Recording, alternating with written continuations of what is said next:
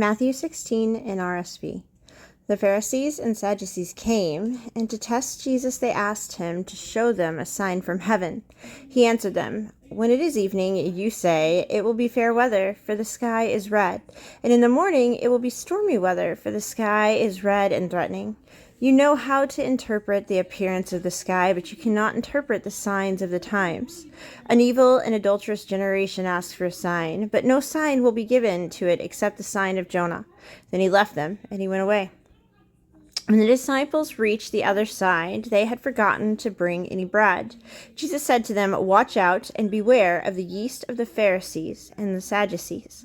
They said to one another, "It is because we have brought no bread." And becoming aware of it, Jesus said, "You of little faith, why are you talking about having no bread? Do you still not perceive? Do you not remember the 5 loaves and the 5,000 and how many baskets you gathered?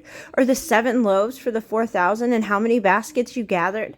How could you fail to perceive that I was not speaking about bread? Beware of the yeast of the Pharisees and Sadducees." Then they understood that he had not told them to beware of the yeast of bread, but of the teaching of the Pharisees and Sadducees. Now when Jesus came into the district of Caesarea Philippi, he asked his disciples, "Who do people say that the Son of Man is?" And they said, "Some say John the Baptist, but others Elijah, and still others Jeremiah or one of the prophets." He said to them, "But who do you say that I am?"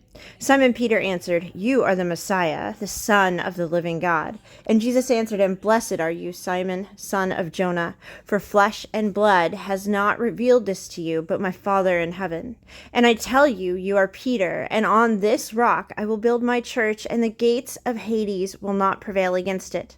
I will give you the keys of the kingdom of heaven, and whatever you bind on earth will be bound in heaven, and whatever you loose on earth will be loosed in heaven." Then he sternly ordered the disciples not to tell anyone that he was the Messiah. From that time on, Jesus began to show his disciples that he must go to Jerusalem and undergo great sufferings at the hands of the elders and chief priests and scribes, and be killed, and on the 3rd day be raised. And Peter took him aside and began to rebuke him, saying, "God forbid it, Lord, this must never happen to you."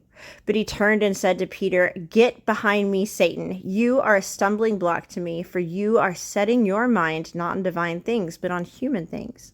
Then Jesus told his disciples, "If any want to become my followers, let them deny themselves and take up their cross and follow me.